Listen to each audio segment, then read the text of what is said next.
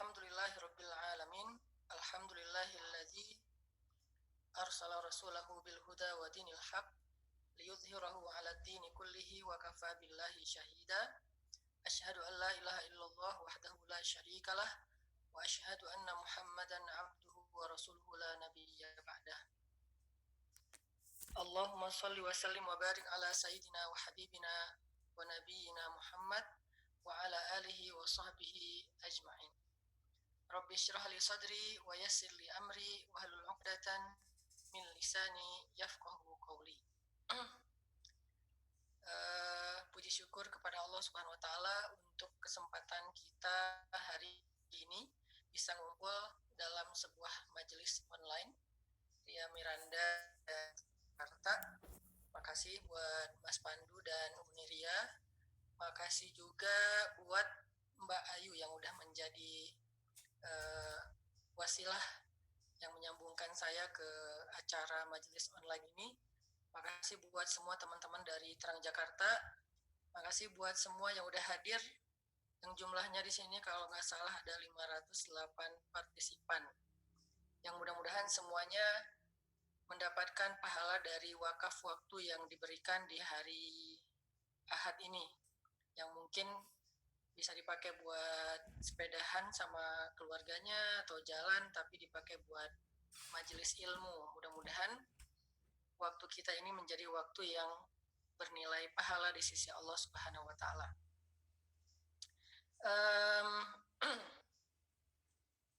Saya pernah baca ada satu tulisan yang bagus dari seorang ulama yang bernama Ibnu Abid Dunya. Beliau bilang orang-orang soleh itu kalau mereka ketemu, idzal taqau tawasau bihadhil kalimat. Kalau mereka ketemu, kalau mereka krong, kalau mereka meet up, kalau mereka ngumpul, mereka itu biasanya suka ngobrolin ini. Nah, ini nih bisa jadi salah satu bahan topik yang kita jadiin sebagai topik favorit kita kalau kita lagi ngumpul bareng geng kita. Mau itu partner kerja, mau itu sahabat, mau itu di grup Telegram atau WhatsApp atau apapun. Kalau misalnya kita lagi ngumpul, baik secara online atau ketemu langsung, maka topik ini adalah topik pembicaraan favoritnya orang-orang soleh. Sehingga kalau misalnya kita pengen meniru kebaikan orang soleh, masuk dalam golongan orang-orang soleh, salah satunya adalah tirulah topik pembicaraan mereka. Karena kan kita kalau lagi ngumpul tuh topik pembicaraan bisa ngalor ngidul ya. Ada yang mubah, ada yang sunnah, ada yang syubhat, bahkan kadang-kadang nggak sengaja ada yang dosa. Kita nggak tahu gitu. Variannya banyak banget. Yang mubah misalnya kayak kita ngomongin tentang masalah entertain. Itu sesuatu yang nggak berpahala tapi juga nggak dosa gitu. Jadi masih boleh-boleh aja gitu. Arti mubah kan boleh. Kita ngomongin entertain itu bisa masalah kuliner, masalah jalan-jalan, masalah hiburan-hiburan yang kita hobi masing-masing. Nah, ini namanya pembicaraan yang mubah. Ada juga pembicaraan yang kadang-kadang syubhat, nyepet-nyepet dengan dosa, tapi dia nggak terlalu jelas gitu. Kadang-kadang kita lagi ngomongin tentang temen, tapi tiba-tiba nggak sengaja ngebuka aib. Atau yang bahkan jelas-jelas pembicaraan yang dosa, yaitu menggibah, memfitnah, adawah, memunculkan permusuhan, dan seterusnya. Nah, kira-kira dari para ulama atau orang-orang soleh ada teladan apa nih untuk jadi bahan topik pembicaraan kalau kita lagi nongkrong, kalau kita lagi ngumpul. Dan mudah-mudahan ini bisa jadi habit dan bisa jadi culture kita bareng-bareng sebagai muslim muslim modern yang udah lama ninggalin topik ini dalam tongkrongan mereka. Jadi istilahnya boleh nongkrong nggak apa-apa, karena saya senang banget menggunakan istilah-istilah yang common di segmen dakwah saya, yaitu anak muda. Mungkin sebagian orang mengistilahkannya dengan istilah majelis, silahkan aja karena memang segmen dia berbeda. Tapi kalau saya mengistilahkannya nongkrong. Nah, nggak apa-apa, temanya tetap nongkrong, tetapi topiknya topik yang pernah dicontohin oleh orang-orang soleh sebelum kita. Salah satunya adalah yang disampaikan sama Al-Hafiz Ibnu Abi Ad-Dunya, seorang ulama yang terkenal. Apa kata beliau? Orang-orang soleh atau ulama, kalau mereka bertemu atau kemudian mereka duduk bersama lalu berbicara, maka mereka akan membicarakan hal ini. Inilah topiknya. Apa kata mereka? Man aslaha sariratahu aslahallahu alaniyatahu.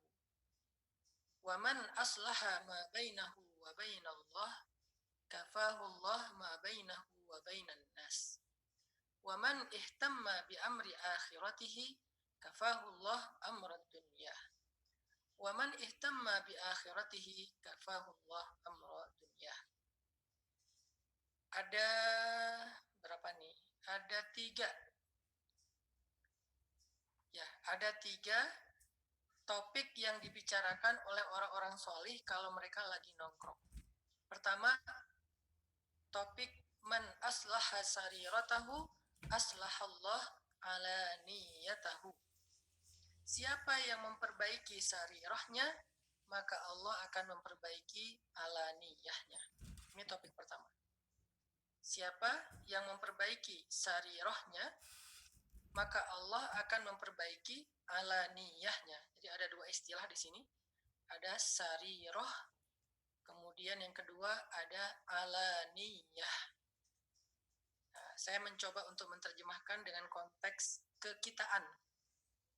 Sarirah, alaniyah. Nanti kalau teman-teman dengar ceramah dari ustadz yang lain, mungkin terjemah dan interpretasinya beda lagi sesuai dengan konteks masing-masing ustadz. Ada sarirah, ada alaniyah. Siapa yang memperbaiki sarirahnya, maka Allah akan memperbaiki alaniyahnya. Apa maksudnya? Alaniyah itu, saya mulai dari yang kedua dulu biar jelas. Alaniyah itu secara bahasa artinya sesuatu yang tampak, sesuatu yang dipublish, sesuatu yang didisplay, sesuatu yang diketahui oleh khalayak ramai. Itu namanya alaniyah. Dalam konteks kita sekarang, alaniyah itu adalah sosial media. Karena sosial media itu media yang menampakkan sesuatu kepada publik. Ketika kita melakukan satu kebaikan, posting, story, apalagi broadcast, dan seterusnya, live termasuk diantaranya, maka publik akan melihat. Itu namanya alaniyah. Sehingga ketika kita menampilkan sesuatu ke depan publik, atau bahasa singkatnya kita publish, maka respon publik itu macam-macam kan? Ada yang responnya positif, ngedoain, Masya Allah luar biasa, semoga jadi ibadah, ada yang ngedoain semoga istiqomah, dan seterusnya, dan seterusnya. Ada yang respon positif. Tapi juga nggak sedikit yang responnya negatif. Gitu aja pamer, paling juga pencitraan, paling ada juga maunya segala macam. Ada aja orang yang julid, orang yang sirik, yang suka komen-komen hate. Jadi ada aja hatersnya atau hate komennya, hate speechnya. Sehingga kita ngerasa nggak nyaman, kita malah jadi debat di komen, kita malah jadi debat di publik, akhirnya jadi follow unfollow dan seterusnya. Ini namanya alaniyah. Jadi kita mencoba menampilkan sesuatu yang menurut kita baik, tapi orang ngeresponnya malah sebaliknya. Kita pengen share yang menurut kita inspiring, orang malah menuduh kita riya atau pamer atau sombong dan seterusnya. Kita menampilkan sesuatu yang dilihat yang lain. Ada aja celah yang ditemuin oleh publik itu. Saya pernah dulu posting, waktu itu ada rame-rame di sosial media masalah hukum bermain catur. Kebenaran Ustaz Abdul Somad menyampaikan fatwa catur itu haram. Lalu rame kan di publik. 2 tahun yang lalu lah. Rame di publik, orang ada yang pro, ada yang kontra, catur aja kok nggak dibolehin segala macam lah. Akhirnya rame. Pas rame-rame kayak gitu, termasuk di akun saya juga banyak yang nanya postingannya apa, tapi yang nanyanya tentang apa gitu. Banyak yang komen, Ustaz, posting dong tentang hukum catur, Ustaz, jawab dong apa hukum catur segala macam, rame lah yang nuntut di sosmed saya. Akhirnya saya posting, tapi saya nggak posting masalah catur karena buat saya nggak mau terlibat di dalam perdebatan yang justru lebih banyak mudorotnya.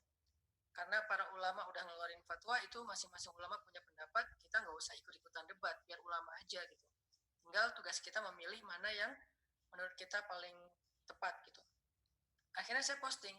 Cuman yang saya posting itu bukan bab catur. Saya lagi posting, ada kasus di Padang kalau nggak salah waktu itu, seorang ayah yang ngegendong bayinya keluar dari rumah sakit, pulang naik angkot gara-gara ayah yang nggak bisa, bukan gendong, ayah yang nggak bisa ngeluarin anaknya dari rumah sakit yang udah meninggal gara-gara nggak punya biaya untuk menebus pengobatan, sehingga anaknya ditahan oleh rumah sakit kalau nggak salah waktu itu di daerah Sumatera.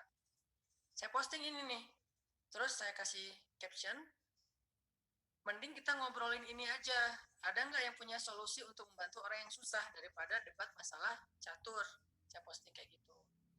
Ternyata ada yang komen juga gini, aneh juga tuh komennya, ada yang komen itu udah selesai, nggak usah dibahas lagi. Oke, padahal menurut saya catur juga udah selesai, nggak usah dibahas lagi. Saya ada juga yang klarifikasi, Ustadz itu udah nggak kayak gitu ceritanya, dan seterusnya. Akhirnya saya hapus, saya ganti postingan yang berikutnya. Ini kita menampilkan alaniah, sesuatu ke publik itu nggak pernah pas. Saya hapus, saya ganti dengan postingan yang kedua, yang source-nya milik saya sendiri. Kalau ini kan masih milik dari media lain, saya repost bahasa sederhananya ya. Kalau ini source-nya dari saya sendiri. Kenapa? Ini kasus pasien rumah teduh milik istri. Yang saya tahu ceritanya, yang bukan dari orang lain, saya nyaksiin sendiri dan sedang dikerjain oleh istri saya di rumah teduh. Saya posting nih, kasusnya sama. Ada seorang ayah nggak bisa membayar biaya pengobatan anaknya sehingga lama di rumah sakit dan seterusnya, ketahan. Tapi alhamdulillah waktu saya posting itu udah ditangani oleh rumah teduh. Tiba-tiba ada yang komen juga tuh beberapa orang, jangan posting doang, bantuin dong gitu. Padahal kan lagi dibantu sama istri saya. Tapi ada aja yang komen cuma bisa ngefoto. Itu yang foto siapa sih yang videoin? Kok nggak bantuin, cuma videoin doang. Padahal kan yang videoin istri saya, yang punya yayasan untuk pasien kanker yang kurang mampu. Jadi maksudnya setiap kali kita mempublish tentang diri kita, apalagi kehidupan pribadi kita, atau bahkan sekedar aktivitas kita, itu namanya alaniyah. Nggak selalu orang akan melihat seperti yang kita harapin. Bukan hanya di sosial media, bahkan dalam kehidupan sehari-hari juga kadang-kadang kita mencoba untuk berbuat baik, tapi respon orang malah sebaliknya. Malah kita dijulidin, kita malah dimusuhin, kita malah disuuzonin sama teman kita, partner kerja kita, atau sahabat kita. Padahal kita berusaha untuk berbuat yang terbaik dan menunjukkan kepada dia kalau kita tuh peduli, kita malah dianggap cuek. Kalau kita itu pengen bantu, kita malah dianggap cari muka. Kita tuh pengen islah, malah dianggap munafik dan seterusnya. Itu tuh namanya alaniyah. Gimana pun caranya kita menampilkan diri kita kepada manusia, tetap aja bagi manusia kita itu ada aib dan kurangnya. Itu namanya alaniyah. Terus gimana caranya? Biar kita di sosmed itu dapat penerimaan publik. Gimana caranya biar kita di antara masyarakat itu diterima, nggak dijudge, nggak dimusuhi, nggak dianggap negatif. Padahal kita udah berusaha sebaik mungkin yang kita bisa. Secara zohir, secara publikasi, secara alaniyah. Terus gimana cara kita supaya kita bisa dilihat oleh manusia dengan pandangan yang lebih baik secara zahir tadi. Ternyata kata para ulama caranya bukan memperbaiki alaniyahnya, tapi memperbaiki sarirohnya. Ini nasihat keren banget, dalam banget nih. Kalau kita pengen tampilan publik kita, bahwa diri kita itu di publik itu adalah citranya baik, image-nya baik, terhormat, mulia, dipandang dengan pandangan yang baik oleh masyarakat, caranya jangan ngedit video, tampilin yang baik-baik doang. Kan kita sekarang era editing ya, sampai foto juga kita edit berkali-kali untuk layak dipublikasi kan. Udah capek-capek ngedit, pertama ngeditnya dengan pakai make up, editan kedua pakai aplikasi gratisan pula, terus ada watermarknya gitu. Udah capek-capek ngedit, make up, aplikasi dan segala macam, posting nih. Udah di bright, udah glowing, udah segala macam, posting. Tetap aja ada yang nyinyir, tetap aja ada yang negatif, tetap aja ada yang hate speech. Kenapa? Karena kita selalu berusaha mengedit sesuatu yang tampak. Karena kita selalu berusaha mengedit alaniyah. Kita selalu berusaha untuk memperbaiki alaniyah kita. Padahal kata ulama, siapa yang memperbaiki sarirohnya, Allah yang akan memperbaiki alaniyahnya. Apa itu sariroh? Sariroh itu adalah ketika kita melakukan sesuatu yang tidak diketahui oleh orang banyak. Itulah sariroh. Kita beribadah yang nggak diposting. Kita membantu orang yang nggak diposting. Kita berzikir yang nggak diposting. Hubungan kita dengan Allah berdua yang nggak ada yang tahu, itu namanya sariroh. Secara bahasa arti sariroh, rahasia. Hubungan kita dengan Allah di malam hari, sariroh. Zikir-zikir kita secara sir, sariroh kan dari kata sir ya, pelan. Zikir-zikir kita secara sir, itu sariroh. Maka siapa yang memperbaiki sarirohnya, rahasia hubungan dia dengan Allah yang romantis di malam harinya, kalimat-kalimat zikirnya yang pelan diucapkan di dalam sholat, sujud, atau di luar sholatnya, siapa yang memperbaiki urusan itu, nanti Allah yang akan memperbaiki alaniyahnya, tampilan dia di depan publik, citra dia di mata publik, branding dia di antara masyarakat, apalagi kehormatannya di tengah-tengah masyarakat, Allah yang akan memperbaiki. Sehingga di era sosial media sekarang, orang terlalu banyak yang attention seeker kan, bahasa sederhananya caper. Kan attention seeker tuh bahasa sederhananya caper, mencari perhatian. Orang terlalu banyak caper-caperan kepada manusia, yang pandangan manusia itu seringnya angle-nya selalu negatif. Kita habis-habisan untuk membuat angle negatif itu menjadi positif dengan cara editing semalaman, dengan cara menampilkan angle yang paling tepat. Tapi namanya manusia itu gak pernah objektif. Sehingga kalau kita pengen punya citra yang baik di hadapan manusia, pengen dipandang baik oleh manusia, jangan tampilkan di depan mereka sebuah pencitraan. Jangan sibuk editing untuk mereka, tapi sibuklah islah. Islah itu secara bahasa sosmed adalah editing di hadapan Allah. Karena arti aslah itu memperbaiki. Memperbaiki itu bahasa programmernya adalah mengedit. Man aslaha sariratahu, siapa yang mengedit hubungan dia dengan Allah, artinya memperbaiki hubungan dia dengan Allah, hubungan dia yang tidak ditampakkan kepada publik, rahasia-rahasia ibadahnya, rahasia-rahasia ikhlasnya di dalam hati, dia perbaiki. Nanti biarkan citra kita di depan publik Allah yang perbaiki. Dan Allah sebaik-baik yang memperbaiki citra seorang hamba. Dari hina menjadi mulia. Sebaliknya, yang tadinya terhormat menjadi rendah dan hina. Suka-suka Allah.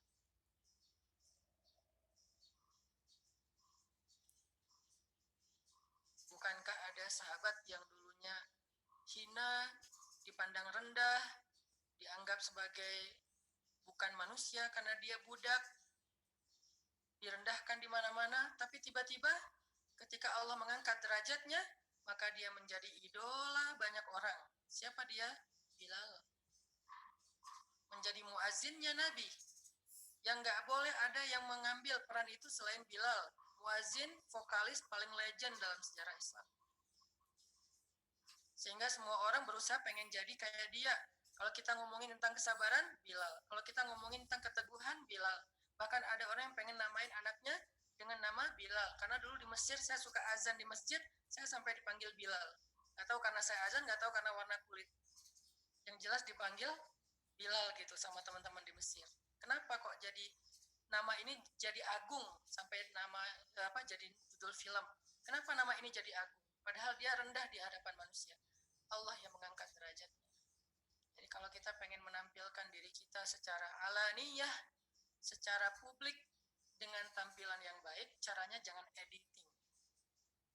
Jangan cari angle. Jangan posting sesuatu yang baik kepada manusia berharap dapat kebaikan. Bukan itu intinya, walaupun itu boleh-boleh aja. Tapi yang paling inti adalah editlah, perbaikilah yang sariroh, yang tidak tampak di depan publik, yaitu hubungan kita dengan Allah Subhanahu wa Ta'ala.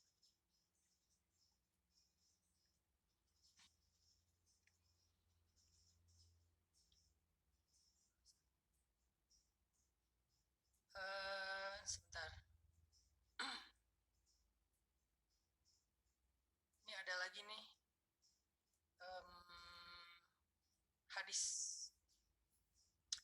Kalau kita hubungkan kalimat ini dengan contoh di dalam hadis Nabi tentang 7 golongan yang masuk dalam naungan Allah pada hari ketika nggak ada naungan kecuali naungan Allah.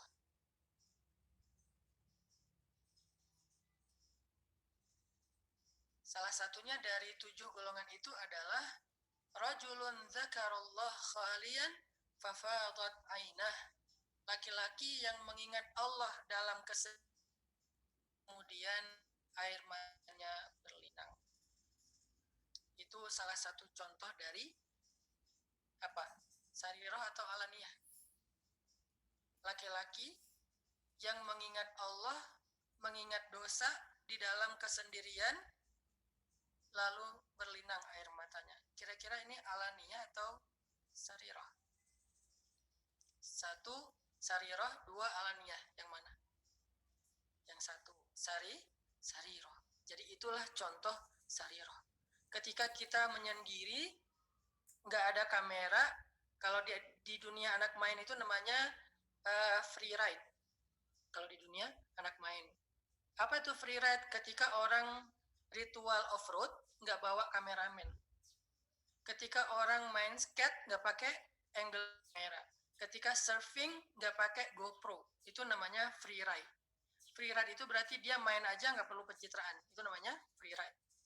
Nah, free ride kita dalam konteks tadi adalah ketika kita sendiri beribadah kepada Allah, sendiri berzikir kepada Allah, kemudian kita mengingat dosa-dosa kita sampai berlinang air mata. Itu namanya sarirah.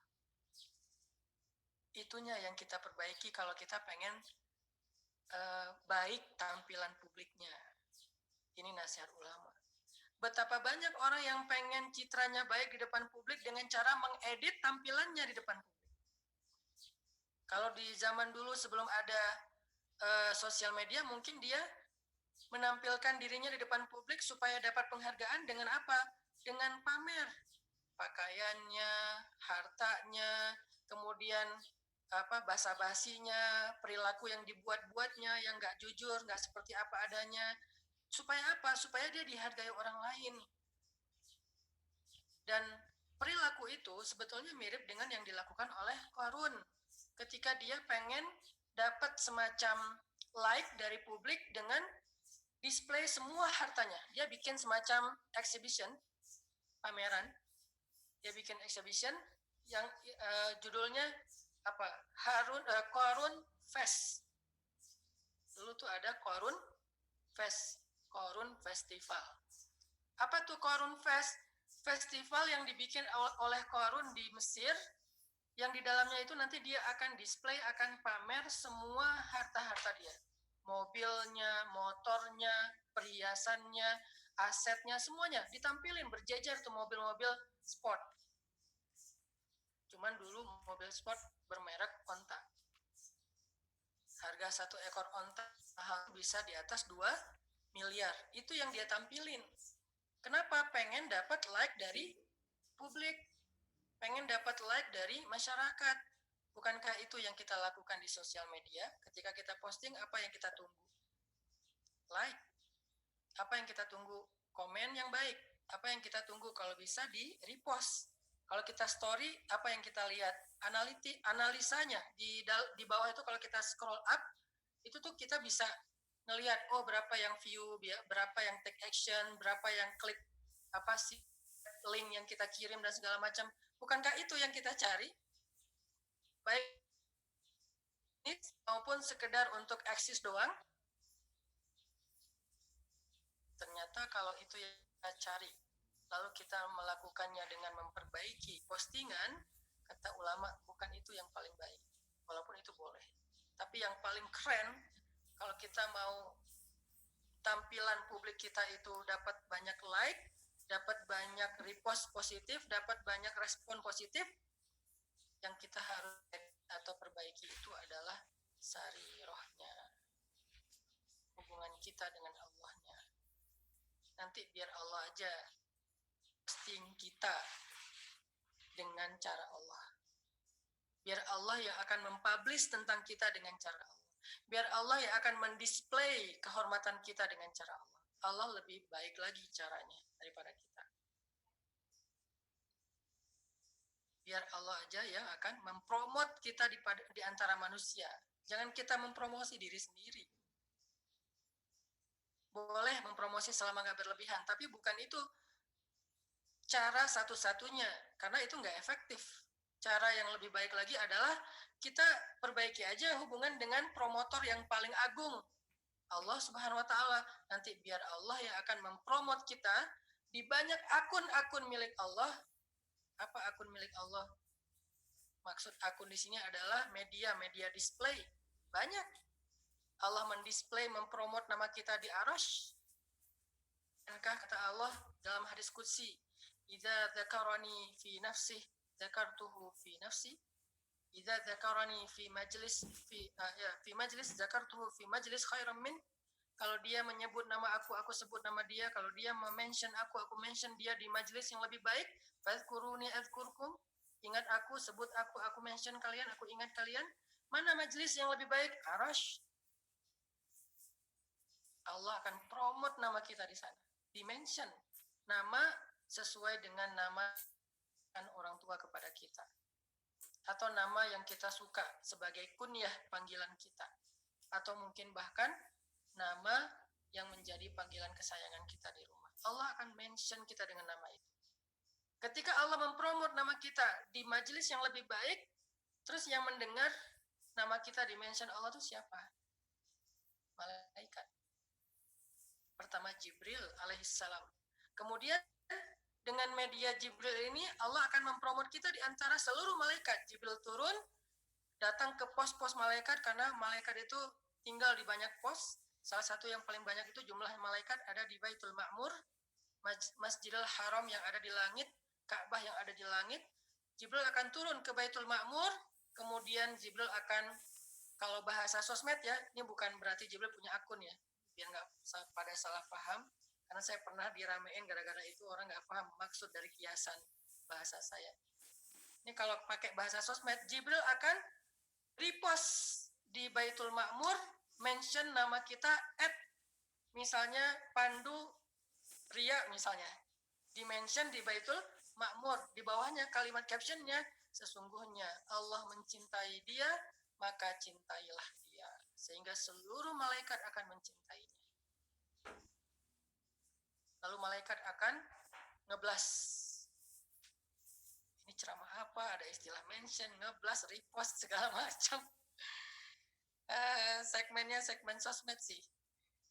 Jadi malaikat akan ngeblas ke banyak akun yang lain, banyak grup yang lain.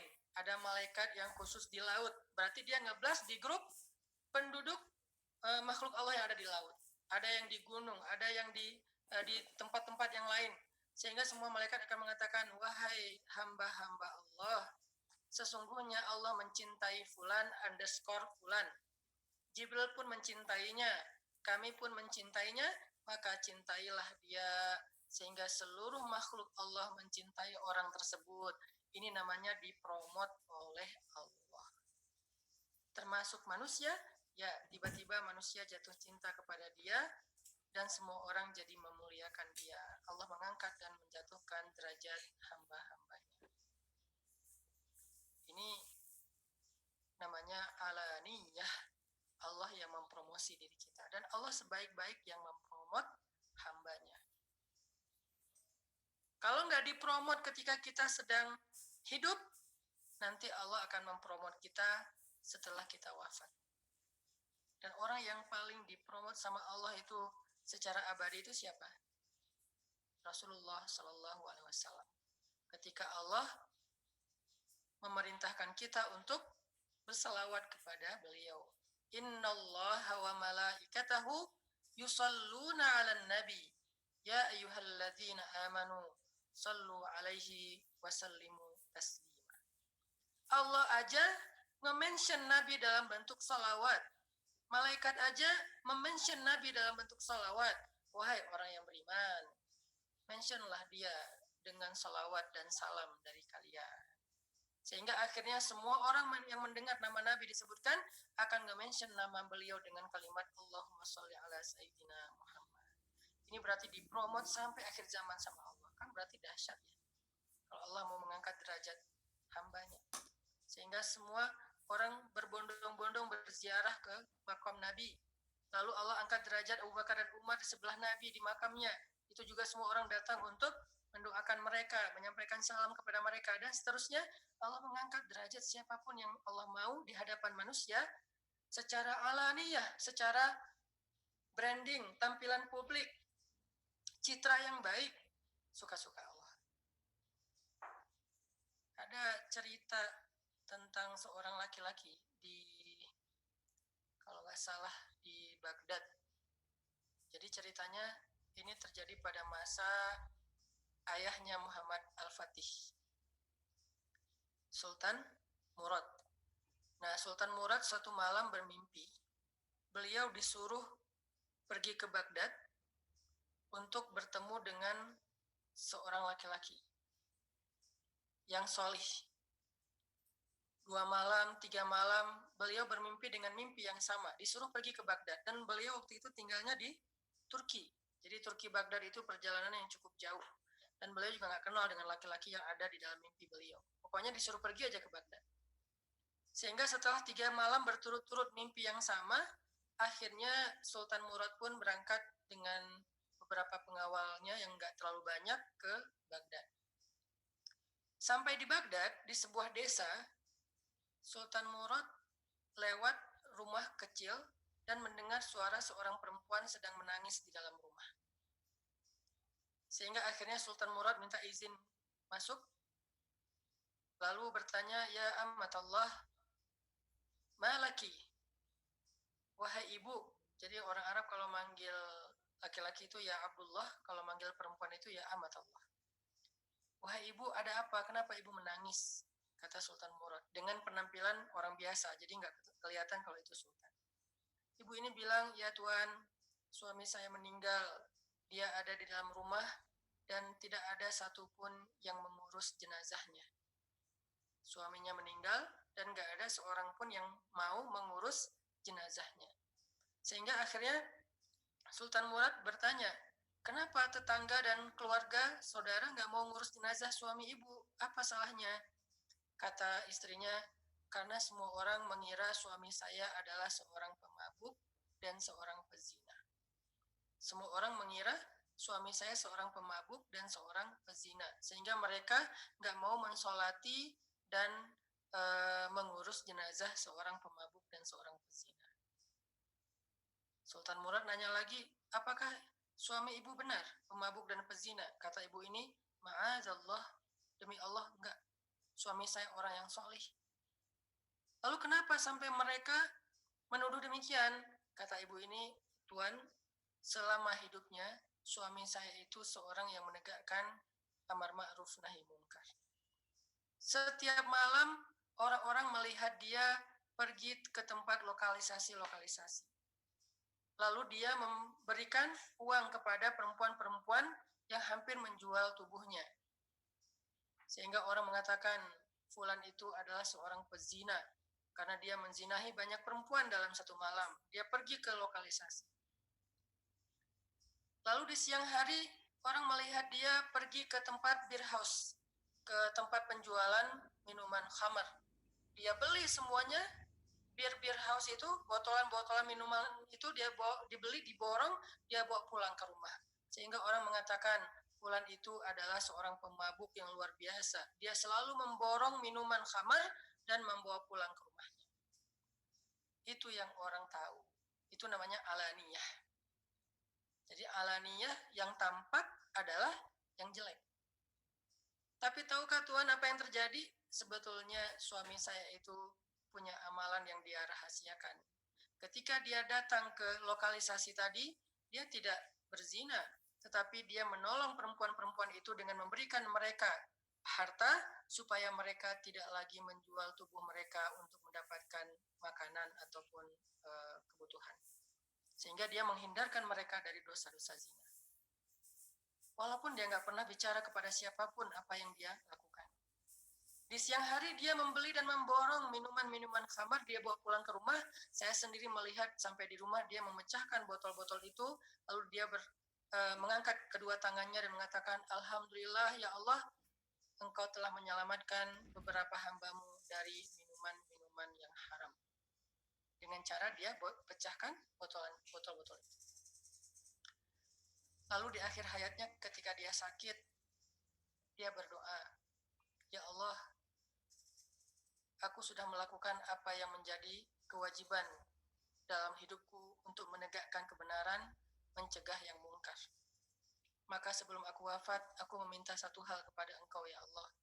Jika aku meninggal, jangan izinkan jenazahku dimandikan, disolatkan, dikuburkan, kecuali oleh Sultan Murad. Itu doanya sebelum wafat.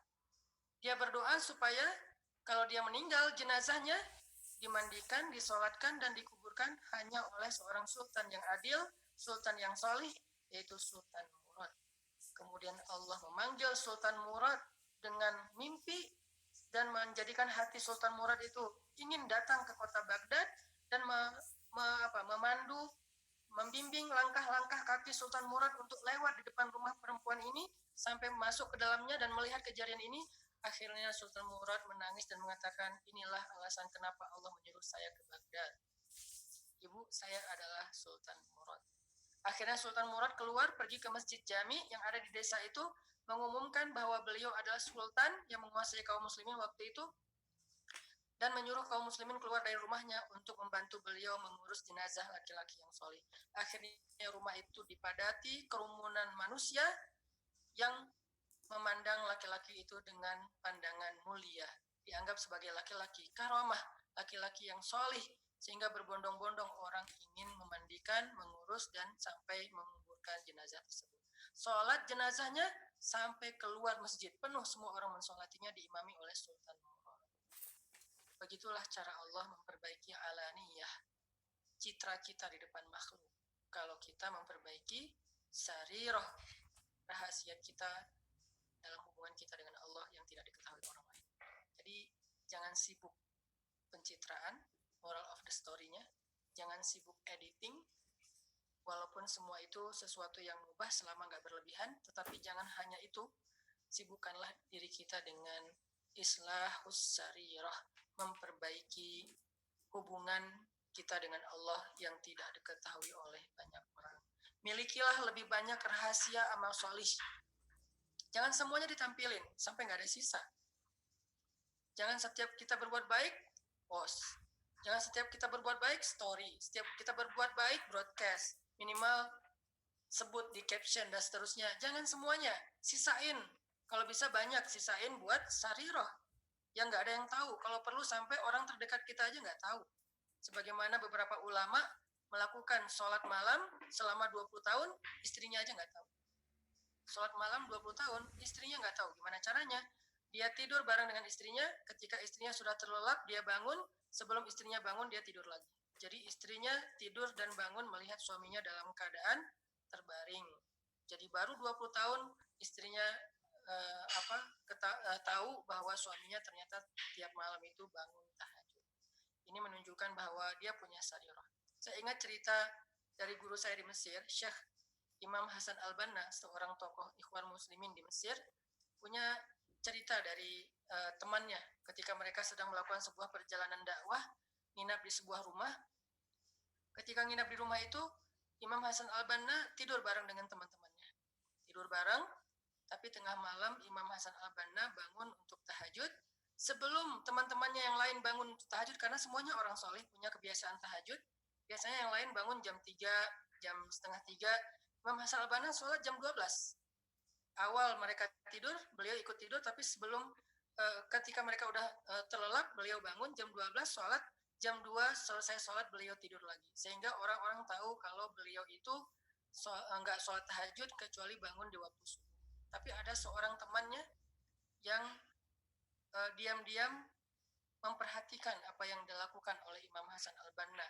Sehingga secara diam-diam pun dia tidak menyampaikan cerita itu kepada siapapun, kecuali setelah Imam Hasan al-Banna wafat. Baru dia ceritakan. Karena ketika Imam Hasan al-Banna masih hidup, dia khawatir dengan menceritakan membuat Imam Hasan merasa kecewa. Karena beliau udah merahasiakan itu, tapi ketahuan juga. Maka setelah beliau wafat, baru cerita ini diriwayatkan di antara satu generasi ke generasi yang lain tentang rahasia sarirohnya. Berapa banyak sariroh kita? Berapa sering kita tampilin sesuatu secara sariroh, lebih sering mana dengan kita tampilin sesuatu secara alaniah? Kita bandingin aja nih. Bukankah hampir setiap hari kita posting, broadcast, story? Kalau story malah sehari berapa kali? Nah, lebih sering mana dengan sariroh? Itulah salah satu dari 3 obrolan ulama kalau mereka lagi nongkrong bareng. 2 lagi, insya Allah pada kesempatan-kesempatan yang akan datang. Ini dibikin sequel, biar penasaran. Dan mudah-mudahan ini bisa menjadi penyemangat buat kita semuanya. Itu aja yang bisa saya sampaikan. Saya nggak mau panjang-panjang, takutnya bosen. Karena Nabi SAW juga mengatakan, aku tidak suka sering-sering ceramah. Nabi itu nggak suka ceramah sering-sering. Sesekali doang ceramahnya. Seringnya ngobrol. Seringnya diskusi.